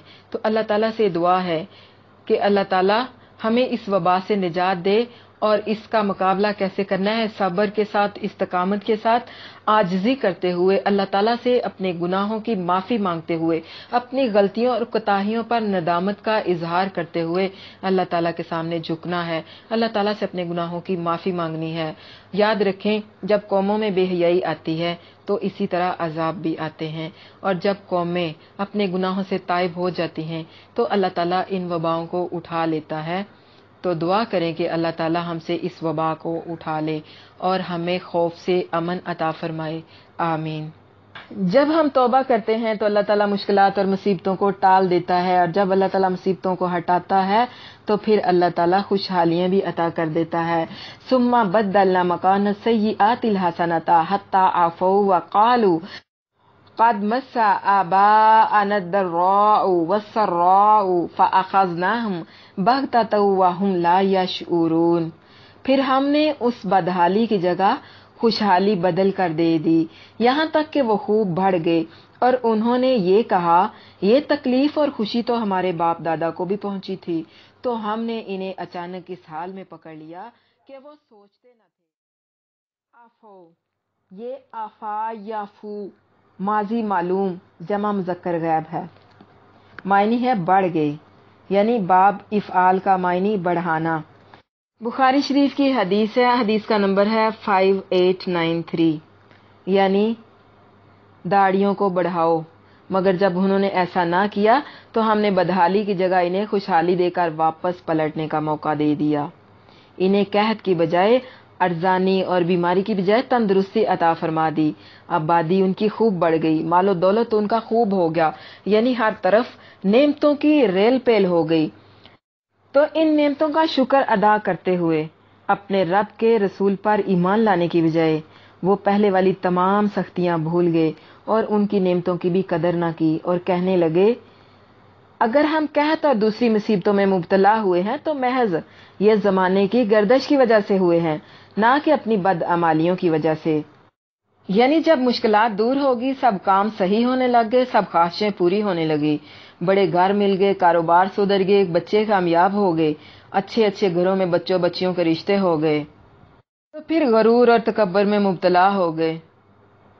ثم بدلنا مکان السیئات الحسنہ، یعنی جب نے بدحالی کی جگہ پر خوشحالی بدل دی، برائی کی جگہ پر اچھائی کر دی، تو انہوں نے کہا کہ یہ کون سی بڑی بات ہے، تکلیفیں اور خوشیاں تو آتی جاتی رہتی ہیں، یہ دنیا داری ہے کہ وہ اللہ کی نعمتوں کو بھول جاتے ہیں، اللہ کا شکر ادا نہیں کرتے اور اللہ سے ڈرتے بھی نہیں۔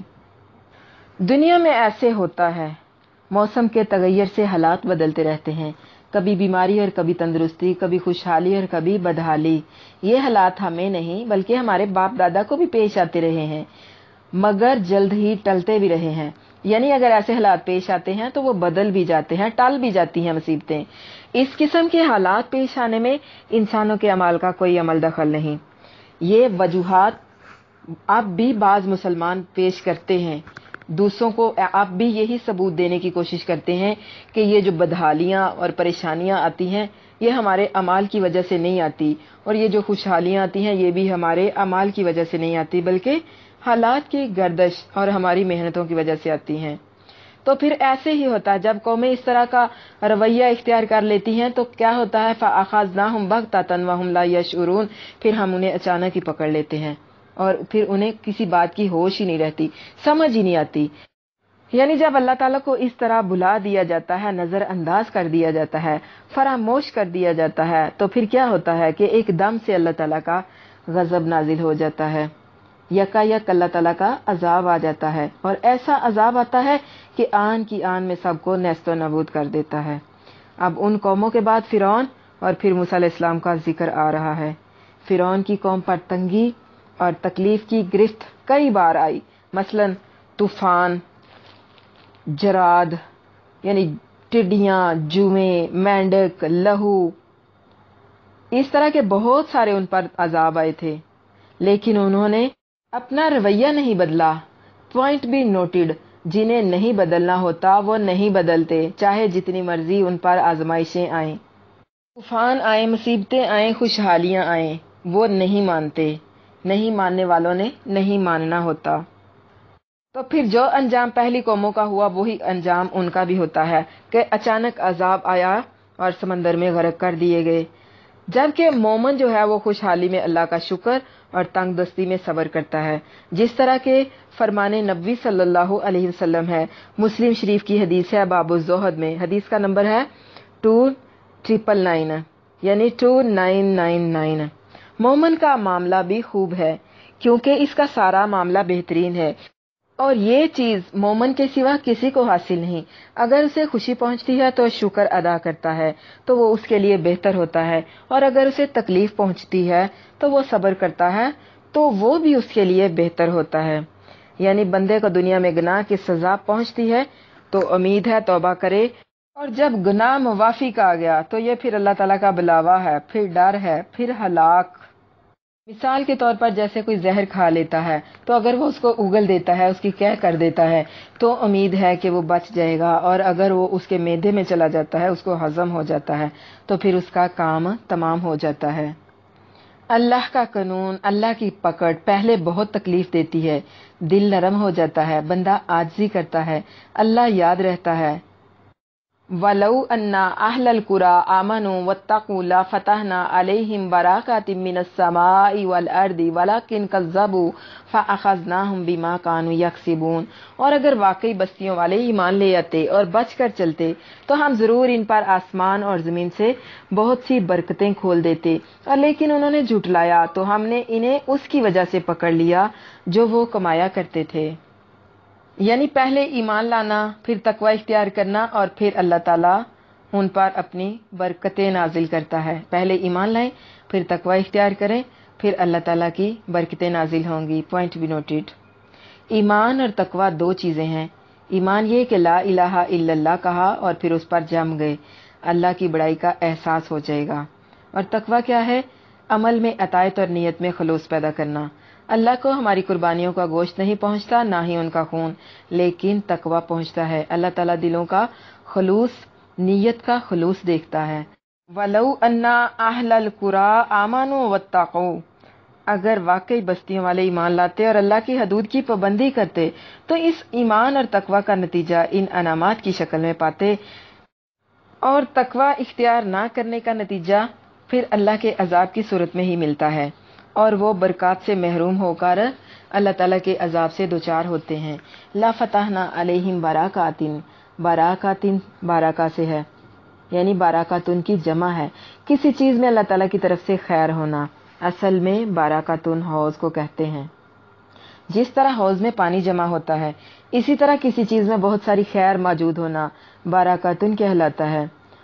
راغب نے فرمایا چونکہ اللہ تعالیٰ کی طرف سے خیر اس طرح آتی ہے کہ آتے ہوئے نہ اس کا احساس ہوتا ہے اور نہ اس کا کوئی شمار ہوتا ہے، اس لیے اگر کسی شخص یا چیز میں محسوس نہ ہونے والی بہتری کا مشاہدہ ہو تو کہتے ہیں کہ وہ مبارک ہے، اس میں برکت ہے، برکتیں کھول دیتے۔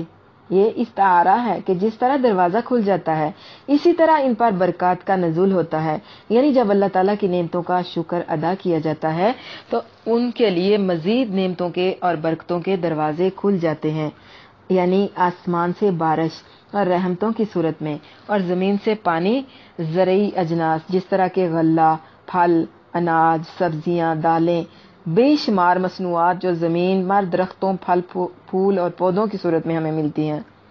زمین سے نکلنے والی بے شمار اور نعمتیں بھی ہیں، جیسے کہ پٹرول، گیس، سونا چاندی اور جواہرات۔ پوائنٹ بھی نوٹڈ۔ جب قومیں نافرمانی کرتی ہیں، اللہ کی حدود سے نکل جاتی ہیں، تو اللہ تعالیٰ ان کی پکڑ کرتا ہے۔ یہی وجہ ہے قوم شعیب ماری گئی۔ آفا آمنا اہل القری ان یاتیہم باسنا بیاتا وہم نائمون، آوا آمنا اہل القری ان یاتیہم باسنا ضحی وہم یلعبون۔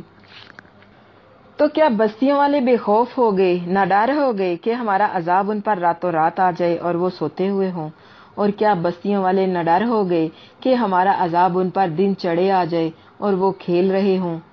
افا آمینہ اہل القری، یعنی اللہ کا عذاب ان کی بے خبر سونے کی حالت میں بھی آ سکتا ہے، اور عین دوپہر کے وقت جاگتے ہوئے بھی مصروفیت کی صورت میں بھی آ سکتا ہے۔ کوئی یہ نہ سمجھے کہ دن ہو تو اس کا مقابلہ کر لیں گے۔ سوچیں ذرا کہ آج ہم سوئے ہوئے ہیں رات کو اور اچانک سے اللہ کا عذاب آ جائے، یا ہم کسی شادی کے فنکشن میں مصروف ہیں، خوش گپیوں میں مصروف ہیں، اور اچانک سے اللہ کا عذاب آ جائے، تو ایسے میں ہماری حالت کیا ہوگی؟ اللہ تعالیٰ سے دعا ہے کہ اللہ تعالیٰ ہمیں اپنی پناہوں میں رکھے۔ یعنی کوئی شاپنگ میں مصروف ہے، کوئی کھیل تماشوں میں لگا ہوا ہے، تو اچانک عذاب آ جائے تو کیسا محسوس ہو؟ آپ لوگ ایک کمرے میں بیٹھ کر پڑھ رہے ہیں، اچانک سے زلزلہ آ جائے، اندھیرا چھا جائے، تو آپ لوگوں کو کیسا محسوس ہوگا؟ ہر طلوع ہونے والا دن اللہ تعالیٰ کی طرف سے ایک بہترین تحفہ ہے، اور اللہ ہر دن سورج اور ہوائیں بھیجتا ہے۔ امام ابن قیم رحمہ اللہ کا قول ہے کہ اے ابن آدم، اللہ تجھے ہر روز کون کون سی نعمتیں بھیجتا ہے، اور تو ہر رات کو بیٹھ کر سوچ کہ تو نے اس دن اللہ کو کیا بھیجا۔ یعنی اللہ تو دن رات تمہارے لیے نعمتیں بھیجتا رہتا ہے، ذرا تو بھی تو سوچ کہ تو نے اس کے لیے کیا بھیجا۔ تو عمل کا اس میں نقطہ ہمارے لیے کیا ہے کہ آج رات ہم نے بیٹھ کر سوچنا ہے کہ سارا دن اللہ تعالیٰ نے ہمیں کتنی نعمتیں دی، اور اللہ تعالیٰ کی دی ہوئی نعمتوں کا ہم نے کہاں کہاں اور کس طرح سے فائدہ اٹھایا، کس طرح استعمال کیا، اللہ تعالیٰ نے ہمیں کتنی نعمتیں دی ہیں، اور یہ کہ اللہ تعالیٰ کی ان نعمتوں کے بدلے میں اللہ کی طرف آپ نے کیا بھیجا ہے، میں نے کیا بھیجا ہے۔ یعنی ان نعمتوں کے بدلے میں ہم نے اللہ کو کیا دیا ہے، ہم نے اللہ کی طرف کون سا عمل بھیجا ہے۔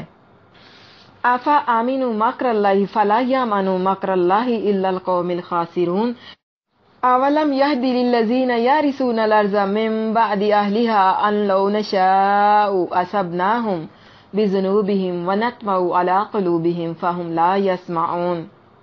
پھر کیا وہ اللہ کی خفیہ تدبیر سے بے خوف ہو گئے ہیں؟ تو اللہ کی خفیہ تدبیر سے بے خوف نہیں ہوتے مگر وہی لوگ جو خسارہ اٹھانے والے ہیں، یعنی نقصان اٹھانے والے۔ اور کیا اس بات نے ان لوگوں کی رہنمائی نہیں کی جو زمین کے وارث اس کے رہنے والوں کے بعد بنتے ہیں، کہ اگر ہم چاہیں تو ان کے گناہوں کی وجہ سے انہیں سزا دیں، اور ہم ان کے دلوں پر مہر کر دیتے ہیں تو وہ نہیں سنتے۔ ہم اللہ تعالیٰ کے بارے میں مکر نہیں کہہ سکتے کیونکہ اللہ تعالیٰ مکر نہیں کرتا، اللہ تعالیٰ تدبیریں کرتا ہے۔ ہم اللہ تعالیٰ کی خفیہ تدبیر کہیں گے کہ اللہ تعالیٰ کی خفیہ تدبیر سے مراد کسی شخص کے خلاف ایسی خفیہ تدبیر کرنا ہے کہ جب تک وہ عین اس کے سر پر نہ پہنچ جائے اسے کوئی ہوش نہ آئے، اور نہ ہی اسے اس کے بارے میں پتہ چلے کہ کس طرح اور کس صورت میں اس کی شامت اس کی طرف آ رہی ہے۔ یہ خفیہ تدبیر چونکہ کافروں کے مکر و فریب کے جواب میں ہوتی ہے یا اس کی سزا دینے کے لیے کی جاتی ہے، اس لیے اسے بھی مکر کہہ دیا گیا ہے۔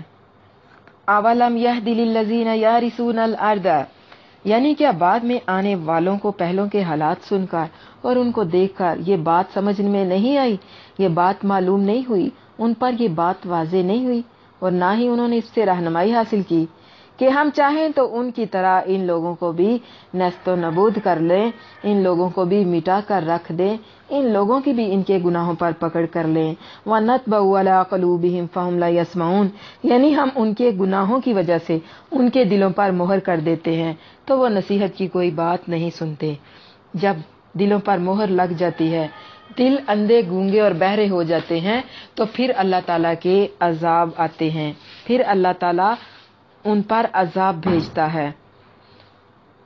مطلب یہ کہ جن لوگوں کو اللہ تعالیٰ اپنی زمین کے کسی بھی حصے میں آباد فرماتا ہے، انہیں ہر وقت اللہ تعالیٰ سے ڈرتے رہنا چاہیے، اللہ تعالیٰ کے سامنے عاجزی کا اظہار کرتے رہنا چاہیے، توبہ استغفار کرتے رہنا چاہیے، اور یہ جانتے ہوئے اپنی زندگی گزارنی چاہیے کہ اگر ظلم اور فساد کا ارتکاب کریں گے تو اللہ تعالیٰ انہیں بھی اسی طرح تباہ کر دے گا جس طرح اس نے پہلی امتوں کو تباہ کر دیا۔ پہلی امتوں پر جو بھی تباہی آئی، جو بھی ناگہانی حادثہ پیش ہوا، جو بھی سزا یا عذاب آیا، اللہ تعالیٰ کی طرف سے مقرر کردہ تھا۔ جو بھی سزا آئی وہ اللہ تعالیٰ کی طرف سے مقرر کردہ تھی، ان کی نافرمانیوں کے سبب، ان اعمال کے سبب جو وہ کمایا کرتے تھے۔ اور پھر یہی نافرمانیاں، یہی بد اعمال ان کے دلوں پر مہر لگانے کی وجہ بن جاتے ہیں۔ تو پوائنٹ بھی نوٹڈ، دلوں پر مہر اللہ کی نافرمانیوں کی وجہ سے لگتی ہے۔ تِلْکَ الْقُرَىٰ نَقُصُّ عَلَيْكَ مِنْ أَنْبَائِهَا وَلَقَدْ جَاءَتْهُمْ رُسُلُهُم بِالْبَيِّنَاتِ فَمَا كَانُوا لِيُؤْمِنُوا بِمَا كَذَّبُوا مِنْ قَبْلُ كَذَٰلِكَ يَطْبَعُ اللَّهُ عَلَىٰ قُلُوبِ الْكَافِرِينَ۔ یہ بستیاں ہیں، ہم تجھ سے ان کے کچھ حالات بیان کر رہے ہیں، اور بلا شبہ یقیناً ان کے پاس ان کے رسول واضح دلائل لے کر آئے، تو وہ ایسے نہ تھے کہ اس چیز کو مان لیتے جسے وہ اس سے پہلے جھٹلا چکے تھے۔ اسی طرح اللہ تعالیٰ کافروں کے دلوں پر مہر کر دیتا ہے۔ وَمَا وَجَدْنَا لِأَكْثَرِهِم مِّنْ عَهْدٍ وَإِنْ وَجَدْنَا أَكْثَرَهُمْ لَفَاسِقِينَ۔ اور ہم نے ان میں سے اکثر کا کوئی بھی عہد نہیں پایا، اور بے شک ہم نے ان کے اکثر کو فاسق ہی پایا۔ ثُمَّ بَعَثْنَا مِن بَعْدِهِم مُوسَىٰ بِآيَاتِنَا إِلَىٰ فِرْعَوْنَ وَمَلَائِهِ فَظَلَمُوا بِهَا فَانظُرْ كَيْفَ كَانَ عَاقِبَةُ الْمُفْسِدِينَ۔ پھر ان کے بعد ہم نے موسیٰ کو اپنی نشانیاں دے کر فرعون اور اس کے سرداروں کی طرف بھیجا، تو انہوں نے اس کے ساتھ ظلم کیا، پھر دیکھ فساد کرنے والوں کا انجام کیسا ہوا۔ آیت نمبر 101 تِلْکَ الْقُرَىٰ۔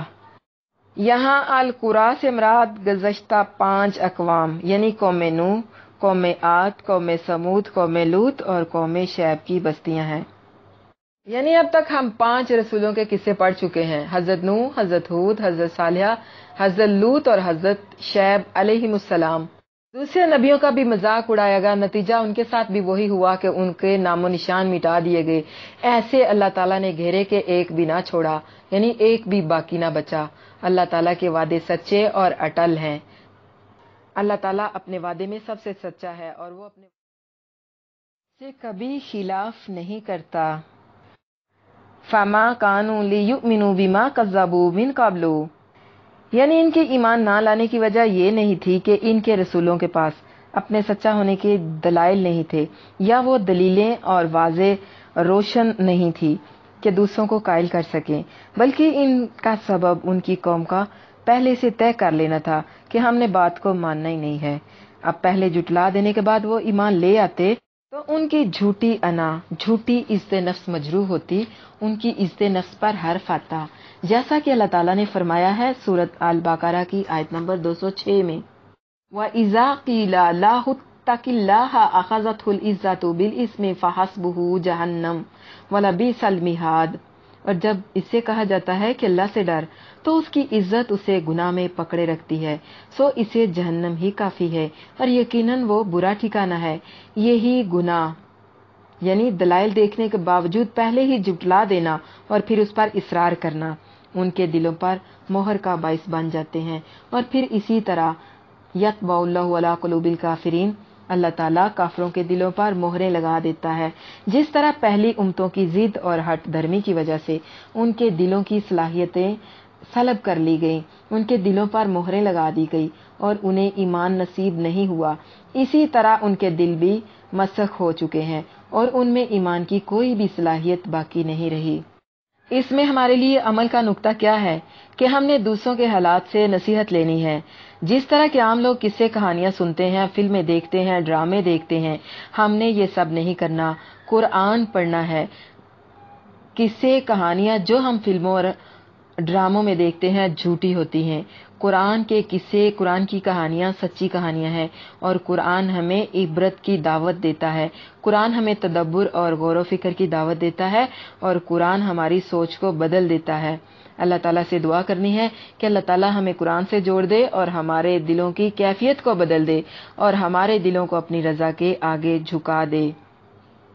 وَمَا وَجَدْنَا لِأَكْثَرِهِم مِّنْ عَهْدٍ، من عہدٍ کوئی بھی عہد کا لفظ جو ہے نا یہ نکرہ کے طور پر استعمال ہوا ہے، جس کا عموم من سے مزید بڑھ گیا ہے۔ مراد کسی بھی قسم کا عہد ہے، نہ کہ فطری ہو جو الستُ بربکم کے وقت کیا تھا، نہ کہ شرعی جو پیغمبروں سے عذاب ٹالنے کی درخواست کے وقت کرتے تھے، اور نہ عرفی جو آپس میں ایک دوسرے سے کرتے تھے۔ लफासिकीन, नाफरमान यानी किसी अहद का पास ना करने वाले पक्के बेईमान लोग। अल्लाह ताला अपने नबी करीम सल्लल्लाहु अलैहि वसल्लम से फरमाते हैं कि इन सब के पास हमारे रसूल हक लेकर पहुंचे, मोजज़े भी दिखाए, समझाया बुझाया भी, दलीलें भी दी, लेकिन वो ना माने और अपनी बुरी आदतों से बाज ना आए, जिसकी वजह से जिनकी पादाश में ना मानने वाले हलाक कर दिए गए और मानने वाले बचा लिए गए। अक्सर लोग जो हैं वो रसूलों की नाकदरी करते हैं। अक्सर ये सवाल किया जाता है कि हमें कैसे पता चले कि हम पर आई हुई तकलीफ या परेशानी ये अल्लाह ताला की तरफ से आजमाइश है, रहमत है या कि सजा। तो याद रखें, एक बात नोट कर लें, अगर आपकी मुश्किल आपको अल्लाह ताला के साथ जोड़ती है, अगर आपकी मुसीबत आपको अल्लाह ताला के करीब करती है, अल्लाह ताला की तरफ रजू करने पर मजबूर करती है, आपको अल्लाह ताला के सामने झुकाती है, तो आप जान लें ये आपकी आजमाइश है, ये आपका अल्लाह की तरफ से इनाम है। और इसके बरअक्स अगर आपकी तकलीफ और परेशानी मुसीबत आपको अल्लाह से दूर करती है तो आप समझ लें कि वो आपकी सजा है। बाज लोग अल्लाह की नेमतें पाकर भी नाशुक्री करते हैं, तो नाशुक्री करने वालों के बारे में आयत नंबर 103 में जरा देखिएगा, फंजुर कैफा काना आकिबतुल मुफसिदीन, वो सब के सब गरक कर दिए गए। यानी जो इनकार करते हैं, कुफर करते हैं, फसाद करते हैं, उनका अंजाम क्या हुआ? सब के सब गरक कर दिए गए, उनकी सारी शान शौकत मट्टी में मिला दी गई। ये छठा किस्सा है जो अल्लाह ताला ने इस सूरत में बयान फरमाया है, और इसे जिस तफसील के साथ बयान फरमाया है दूसरे किसी किस्से को इस तरह बयान नहीं फरमाया।